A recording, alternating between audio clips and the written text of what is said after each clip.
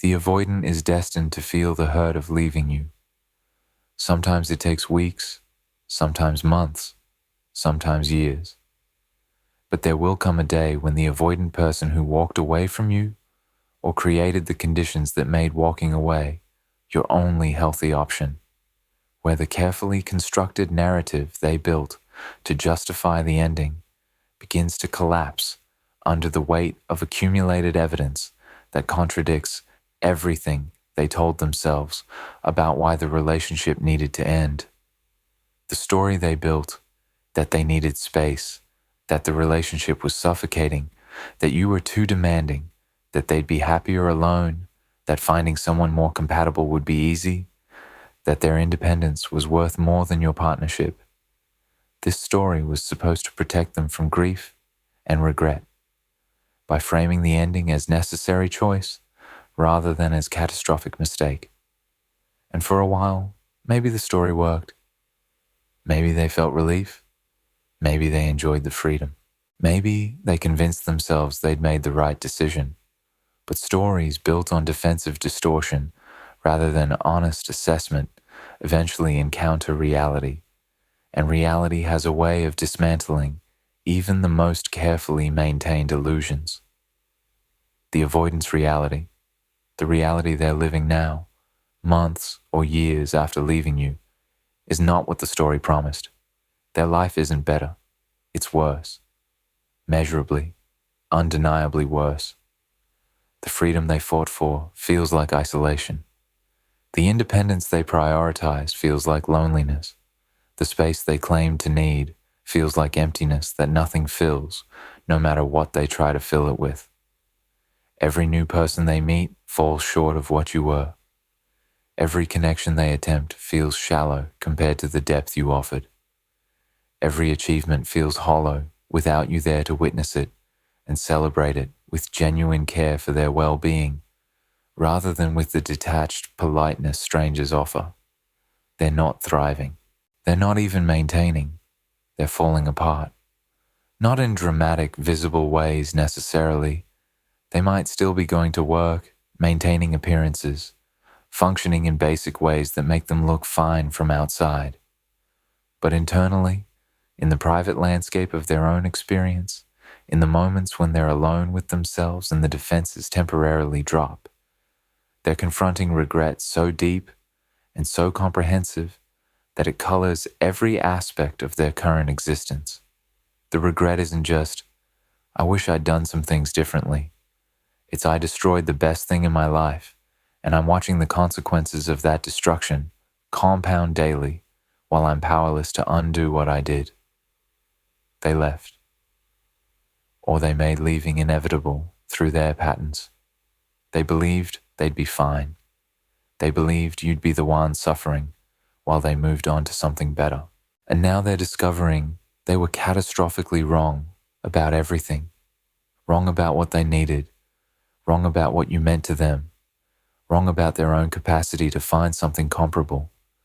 Wrong about the costs of their patterns. Wrong about whether they could be happy alone. Their life is falling apart. And the falling apart isn't coincidence or bad luck, or circumstances beyond their control. It's the direct, predictable consequence of losing you, of destroying the relationship that was actually supporting their well-being in ways they completely failed to recognize until it was gone, and the support was removed, and they're now experiencing what their life actually looks like without the foundation you provided. This is what happens when the avoidant realizes, too late, always too late, that what they ran from was exactly what they needed, that who they pushed away was exactly who they should have held on to, that the patterns they were protecting themselves with were actually destroying them far more effectively than the vulnerability they were avoiding ever could have destroyed them. The specific ways their life has deteriorated since they lost you, and why each deterioration traces back to you being gone. The avoidance life falling apart doesn't look like a single catastrophic event, but rather like multiple areas of decline that compound each other, each one tracing back to the central loss of you, and what you provided that they didn't recognize as essential until it was removed. Understanding the specific deteriorations reveals how deeply you were integrated into their well-being, despite their protests that they needed independence from you. Their mental health has declined visibly, increased anxiety, depression symptoms, inability to find peace or contentment in ways they experienced while you were present, even during difficult periods of the relationship. While you were there, even during conflict, even during their withdrawal phases, some baseline level of well-being existed because you provided stability. Your consistent presence, your care for their well-being, your attention to their emotional state. These created foundation that kept them from falling too far into anxiety or depression, even when they were defending against intimacy with you. But now you're gone, and the foundation is gone, and nothing has replaced it. They wake with anxiety that has no clear source. They move through days feeling depressed in ways they didn't experience before. They cannot find contentment in activities that used to bring pleasure. The emotional regulation you provided through your presence, the calming effect of knowing someone cared about them, the security of having someone invested in their well-being, has been removed, and their nervous system is responding to the removal with dysregulation they cannot manage alone. They might have told themselves they didn't need your emotional support. They're discovering now how much they were depending on it without recognizing the dependence. Their work performance or career trajectory has suffered because the motivation and groundedness you provided is gone, and nothing they're doing feels meaningful without you there to share achievements with. During the relationship, their career might have thrived because you were there celebrating their successes, providing encouragement during difficulties, making their achievements feel meaningful by witnessing them and caring about them. They told themselves their success was entirely their own, had nothing to do with you, was independent of the relationship. But now they're discovering that motivation is harder to sustain when achievements feel hollow. They're less focused at work because they're distracted by regret. They're less driven because success doesn't create the satisfaction it used to create when they had you to share it with. They might have turned down opportunities or made poor career decisions because they're not thinking clearly through the fog of regret and loss. Their professional life isn't developing the way it should be, developing because the emotional foundation that supported their professional development, you, your care, your genuine investment in their success, has been removed, and professional success alone isn't sufficient to maintain motivation and focus. Their physical health has declined through stress-related symptoms, poor self-care, or destructive coping mechanisms they're using to manage the pain of regret and loss. You used to take care of them in small ways, making sure they ate properly, encouraging them to sleep enough, noticing when they were stressed, and helping them manage it. You used to be reason to take care of themselves. They wanted to be present with you, wanted to have energy for you, wanted to maintain their health, to build future with you. Without you, the motivation for self-care has diminished. They're not eating well, because eating alone doesn't matter the way shared meals mattered. They're not sleeping properly, because they lie awake at night, replaying what they lost and what they did. They might be drinking more, using substances more, engaging in risky behaviors because they're trying to manage pain they don't know how to process. The physical symptoms, headaches, digestive issues, muscle tension, fatigue, are manifestations of the emotional pain they're carrying without adequate support or healthy coping mechanisms. Their body is paying price for losing you, just as their mind is paying price. Their social life has contracted or become unsatisfying because the people they're surrounded by don't provide the quality of connection you provided, and they're comparing everyone to you. They might have more surface-level social interactions, going out more, meeting new people, being socially active in ways that look healthy from outside, but internally, they're experiencing profound disconnection because none of these interactions create what you created. Every conversation feels shallow compared to conversations with you. Every new person feels like they don't really see them the way you saw them. Every social gathering feels empty because they're performing rather than being genuinely themselves the way they could be with you. They're discovering that quantity of social interaction doesn't replace quality of genuine connection, that being surrounded by people who don't actually know them feels more lonely than being alone, that the specific understanding and acceptance you offered isn't something they can find with just anyone, regardless of how many people they surround themselves with. Their social life looks active but feels hollow, and the hollowness reinforces how significant your specific connection was. They're experiencing failure in new relationships or inability to form new attachments because everyone is measured against you and everyone falls short in ways that make new connection feel impossible. They might have tried dating, might have pursued new relationships hoping to replace what they lost, or to prove to themselves they can move on, or to distract themselves from regret. But every attempt fails, or feels wrong, because they're unconsciously comparing every new person to you. This new person isn't as patient as you were. This one doesn't understand them the way you understood them. This one doesn't make them feel the way you made them feel. The comparisons might not be conscious or fair, but they're constant, and they prevent genuine new connection from forming. They cannot be present with new people because they're thinking about you. They cannot invest in new relationships because they're aware no one measures up to what you provided. The inability to move forward romantically reinforces the magnitude of their mistake.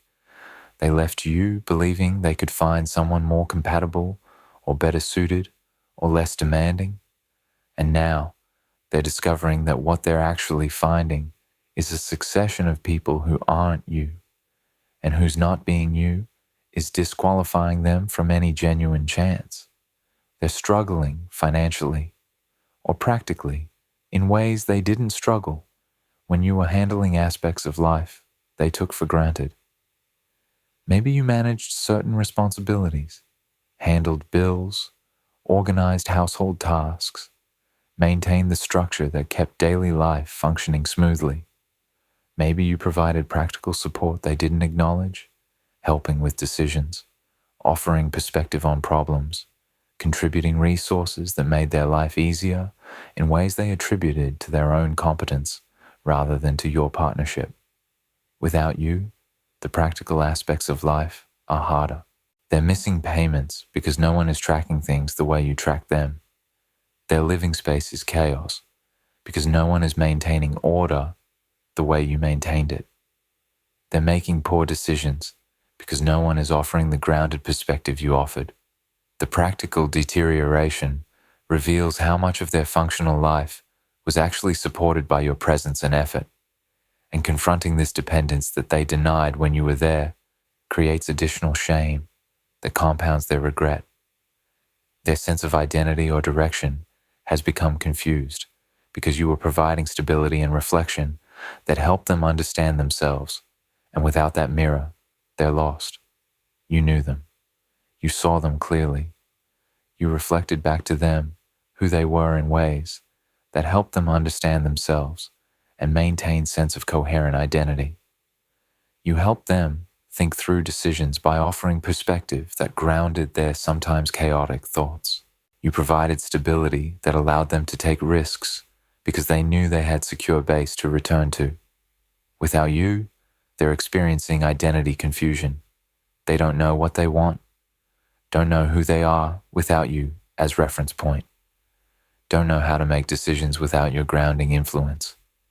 This confusion isn't just about missing you. It's about the loss of the mirroring and stability that relationship with you provided to their sense of self. They're discovering they weren't as independent as they believed, that their sense of identity was more dependent on relationship with you than they recognized, and this discovery is deeply destabilizing. What the regret actually looks like, day to day, and how it's consuming them. The avoidance regret isn't abstract occasional feeling. It's present throughout their daily existence in ways that affect how they experience every aspect of their life. Understanding what the regret looks like in its daily manifestation reveals its depth and its cost. They wake up thinking about you, and the thought is immediately accompanied by sinking feeling of recognition that you're gone, and it's their fault. The first conscious thoughts upon waking set tone for the day. For the avoidant experiencing deep regret, waking up means immediate confrontation with loss. They might have been dreaming about you. They wake and for a split second, forget that relationship is over, and then reality crashes back. You're gone, it's over, and it's because of their own behavior. This morning, recognition creates sinking feeling that starts day from place of emotional deficit. Before they've even gotten out of bed, they're already carrying weight of regret that will color everything that follows. The morning should be fresh start, but every morning is reminder of what they destroyed, and this daily reminder means they never get break from the regret. It's there when they wake, waiting to greet them before anything else happens in their day. Throughout workday, they're distracted by intrusive thoughts about what you might be doing now, whether you're thinking about them, whether you're with someone new, whether you're happy or still hurt. They're sitting in meetings, thinking about you. They're at their desk and should be working, but they're wondering where you are and what you're doing, and whether you ever think about them anymore. If you're still visible on social media, they're checking your profiles compulsively between tasks, analyzing every post for clues about your emotional state. If you're not visible, the absence of information creates its own form of torture, where their imagination fills in gaps with scenarios that create anxiety, regardless of what they imagine. They wonder if you're dating. They wonder if someone new is already providing what they couldn't provide. They wonder if you're happy without them, or if you're suffering. Both possibilities create distress. These intrusive thoughts make concentration impossible, make work performance suffer, make the distraction constant throughout the day. They engage in mental time travel constantly, replaying moments from the relationship, identifying exact points where they should have made different choices, torturing themselves with awareness that they cannot change what already happened. The regret expresses itself through obsessive mental replay. They're constantly returning to specific moments, conversations where they withdrew when they should have stayed present, conflicts where they defended when they should have listened, your expressions of need that they dismissed when they should have responded with care. They identify pivot points. If I'd just done this differently, if I'd just said yes to that, if I'd just been willing to be vulnerable in this moment. And they torture themselves with certainty that different choice would have led to different outcome. But they can't go back. They can't redo the moment.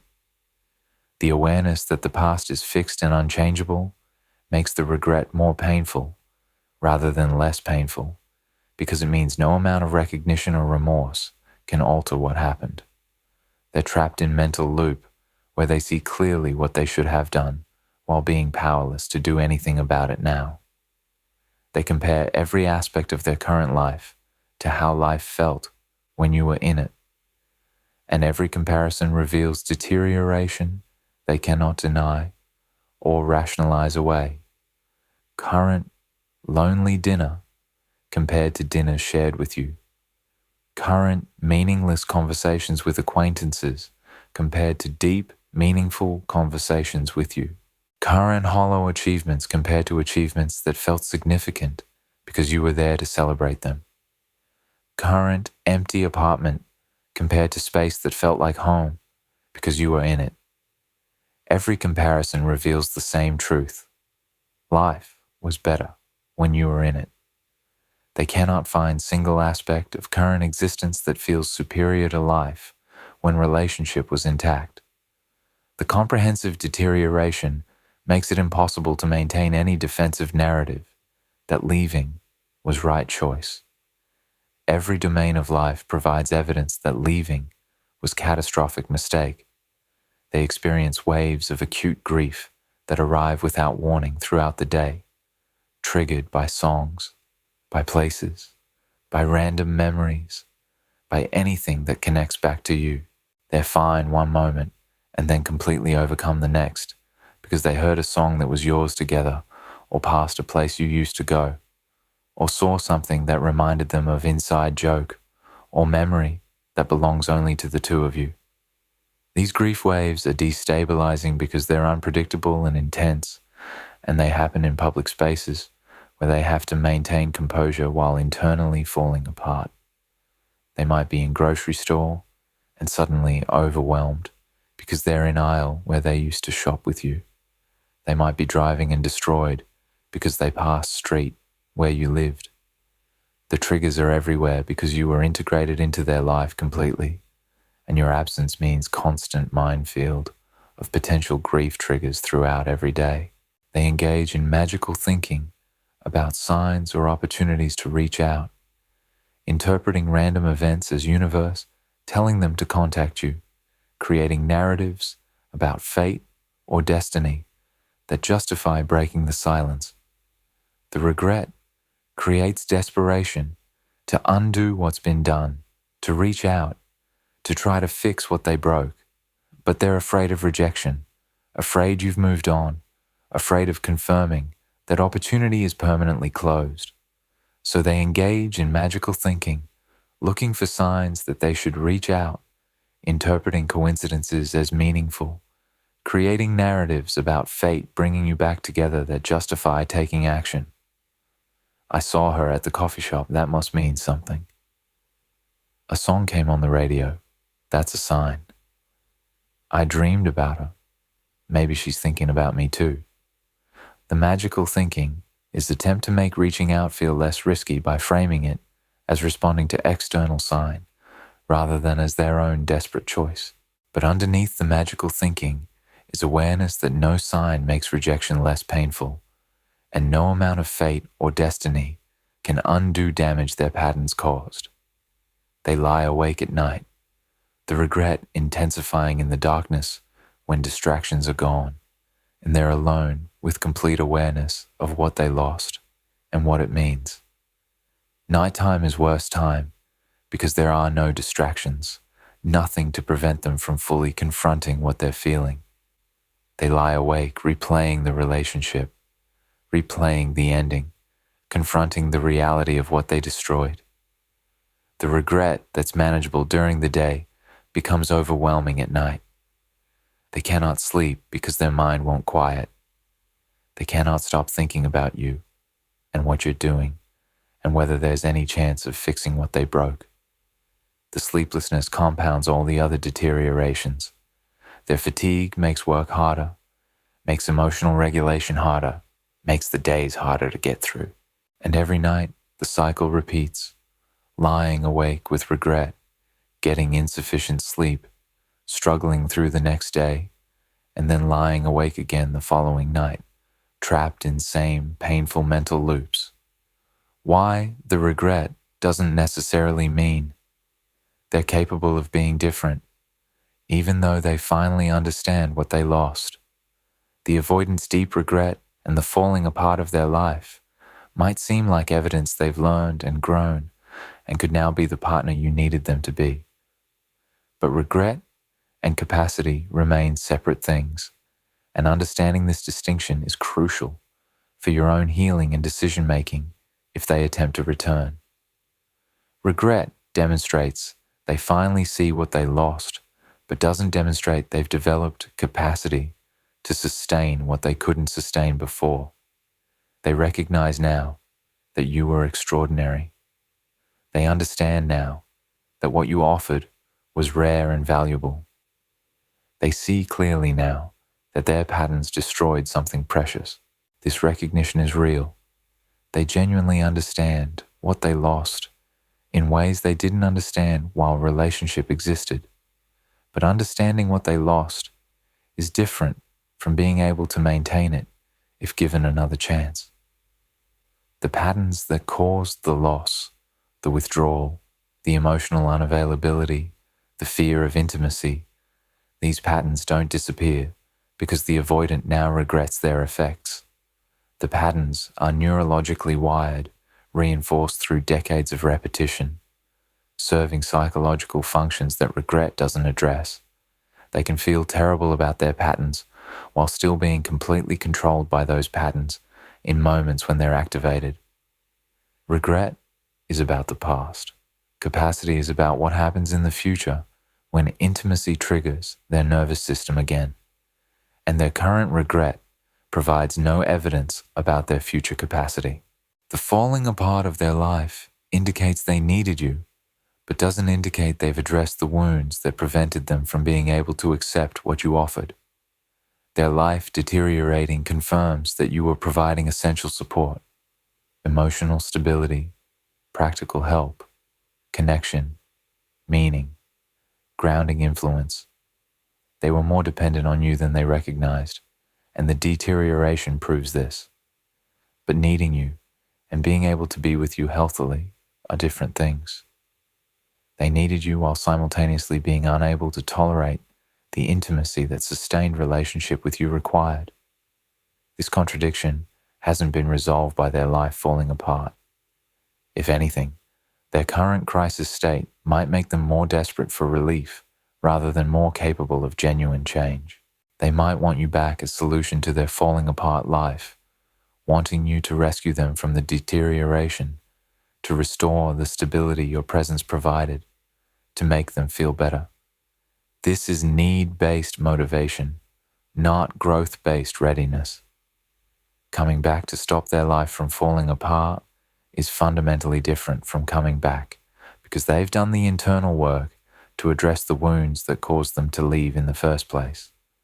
Their recognition that everyone else falls short compared to you confirms you are special, but doesn't confirm they can now appreciate your specialness in real time rather than only in retrospect. They're comparing everyone to you, and everyone is found wanting. This means they finally recognize how rare and valuable you were. But will they recognize your value while you're present? Or will they only recognize it in retrospect after losing you again? The avoidant has pattern of taking things for granted while they're available and only recognizing value after it's gone. Their current recognition happened in your absence. There's no evidence they could maintain this recognition if you returned and the relationship progressed back toward levels of intimacy that trigger their defensive patterns. Within weeks or months of reunion, would they be comparing you to someone new and wishing you were less demanding? Would they be taking you for granted again once the crisis of your absence was resolved? Recognition in absence doesn't predict recognition in presence. They may understand intellectually what went wrong, but understanding doesn't translate to change behavior without sustained therapeutic work addressing underlying attachment wounds. They might be able to explain their patterns articulately now. They might understand attachment theory, might recognize they're avoidant, might be able to tell you exactly what they did wrong and why they did it. This intellectual understanding is progress, but it's not the same thing as healing. Healing means the patterns don't automatically activate when triggered. Healing means their nervous system has been rewired, so intimacy doesn't create panic. Healing means they've developed new behavioral patterns that persist even under stress. Intellectual understanding happens in the conscious mind. Healing happens at the level of nervous system and unconscious automatic response. Without sustained therapy, and not just any therapy, but specific trauma-focused attachment-oriented therapy, sustained over months or years, intellectual understanding doesn't create the deep healing that would actually change their behavior in relationship.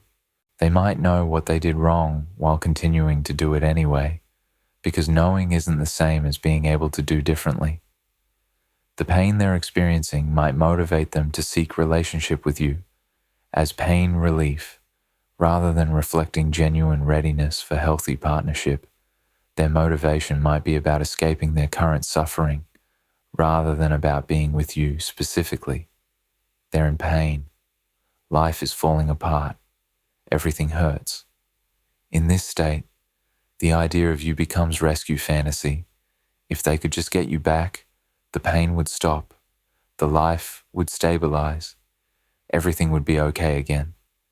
This is understandable human response to suffering, but it means their motivation for reconnection might be primarily about stopping their own pain, rather than about building healthy partnership with you. They don't necessarily want the relationship. They want relief from what losing the relationship has cost them. This distinction matters enormously. If they're coming back primarily to alleviate their suffering, what happens when presence with you triggers their old patterns again? What happens when intimacy creates the suffocating feeling that made them leave before? Will they stay and work through it? Or will they leave again because the relationship is no longer functioning as pain relief, but is creating its own discomfort? Sustainable relationship requires both people to be there because they want that specific partnership, not because being in partnership alleviates other sources of suffering. What their regret and suffering actually mean for you, and why both can be true without you needing to rescue them. The avoidant's deep regret and the falling apart of their life create specific complicated feelings for you. Satisfaction that they're finally understanding what they lost. Perhaps some vindication that you weren't the problem. Possibly some pain at knowing someone you cared about is suffering. Understanding what their situation actually means for your healing helps you process these feelings productively. Their regret confirms everything you believed about the relationship's value and about your worth. You weren't imagining the significance, weren't delusional about the connection, weren't too invested in something that wasn't actually special. Throughout relationship and after it ended, you might have doubted your perception. Maybe you overestimated what existed between you. Maybe you were more invested than they were. Maybe the relationship wasn't actually as special as you experienced it to be. Their regret, deep, consuming, life-affecting regret, confirms your perception was accurate. The relationship was special. What you shared was rare.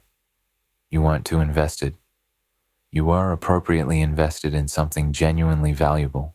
This confirmation supports your healing by validating your experience and eliminating the self-doubt that often persists after relationships with avoidance end.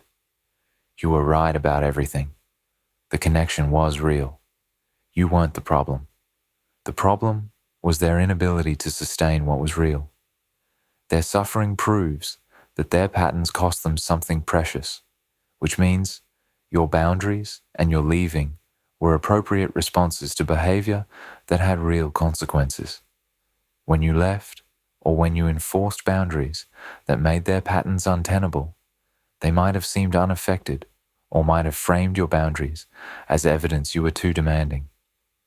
Their current suffering proves your boundaries were appropriate response to genuinely harmful behavior. Their patterns weren't just relationship difficulties you should have been more patient with. They were destructive patterns that deserved consequences. The consequences have arrived. Their life falling apart is the natural result of destroying valuable relationship through fear-based patterns. This isn't something you caused. It's something their own behavior caused. Your role was simply refusing to continue accepting treatment that was harmful to you. Their suffering proves you were right to refuse it. Knowing their suffering doesn't mean you're responsible for alleviating their suffering. You can acknowledge their pain while maintaining boundaries that protect your own well-being. Compassion doesn't require self-sacrifice. You can feel sad that someone you once loved is struggling without believing you need to rescue them. You can recognize their regret as genuine without interpreting it as obligation to give them another chance. You can understand their life is falling apart without positioning yourself as the solution to their falling apart life. Their suffering is theirs to manage.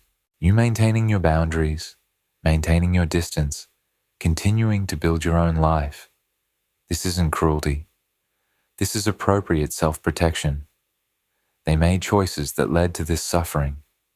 They can make different choices. Seeking therapy, doing the internal work, addressing their patterns. that would address the suffering at its source, rather than seeking you as temporary relief that doesn't address underlying issues. Their current crisis might create temporary urge in you to respond or help, but responding would likely reinforce their pattern of only valuing things in absence rather than in presence.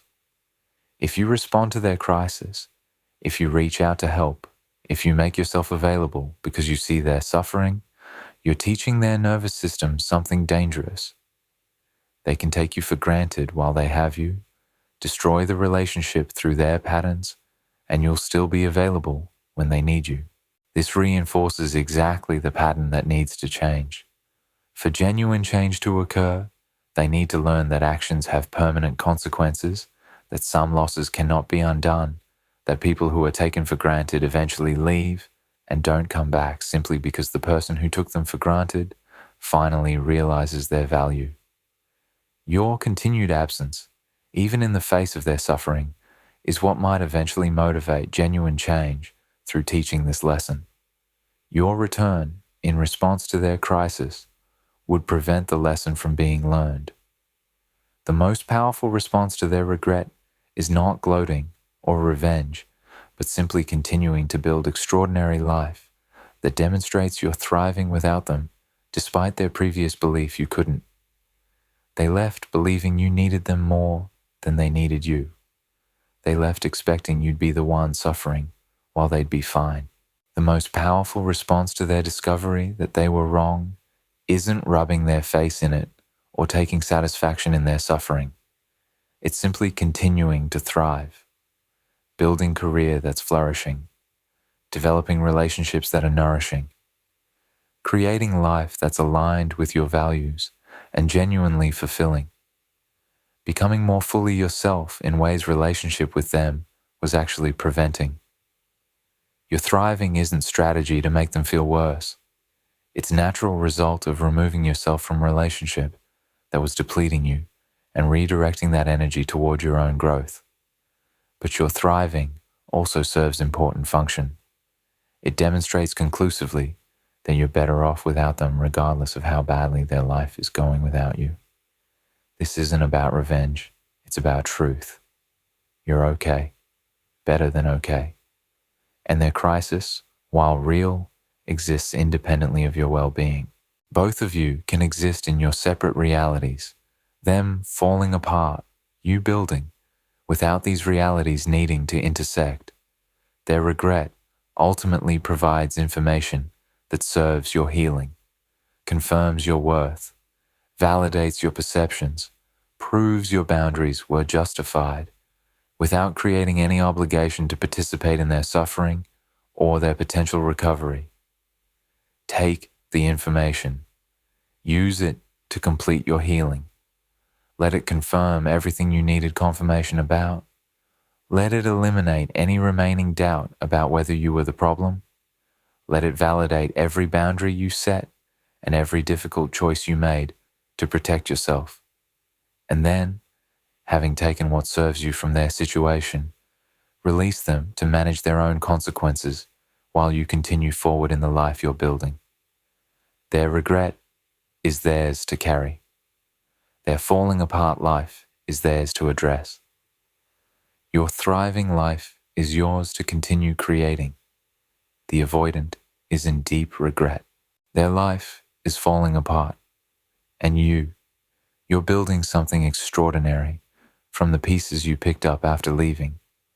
Their crisis and your growth exist simultaneously. Only one of these should occupy your attention, and that one is your own continued evolution into the person you're becoming, someone who knows her worth, maintains her boundaries, refuses to settle for less than she deserves, and builds life so fulfilling that other people's regret about losing her becomes background noise to the symphony of her own becoming. They're falling apart because they lost you. You're building something beautiful because you finally chose yourself. And choosing yourself every single day, in every single way, is the most powerful response to anyone's regret about losing you. Let them regret. Let them fall apart.